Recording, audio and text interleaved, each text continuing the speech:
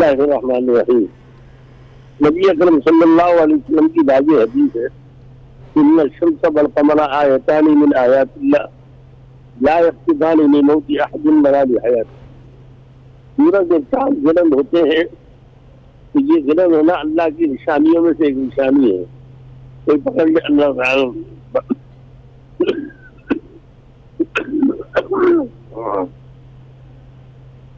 اللہ تعالیٰ پکڑنا چاہتا.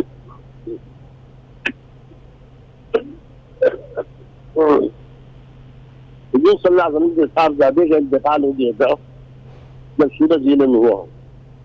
لوگوں نے کہا انتقال اس لیے ہوا ہے کہ ان کے سورج گرہن ہوا, تو آپ نے فرمایا کہ لا یموت لأحد ولا لحیاتہ, نہ کسی کی موت سے اس کا تعلق ہے نہ اس کی زندگی سے تعلق ہے. بس اتنا ہے کہ توبہ اور استغفار کریں تو اللہ سے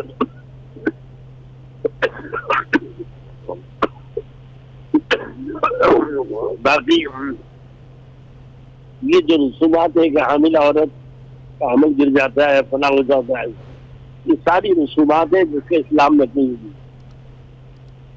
بہت شکریہ مفتی نعیم صاحب ہمارے ساتھ موجود تھے اور اس حوالے سے ہمیں بتا رہے تھے کہ اسلامی تعلیمات ہمیں سورج گرہن کے حوالے سے کیا کہتی ہیں.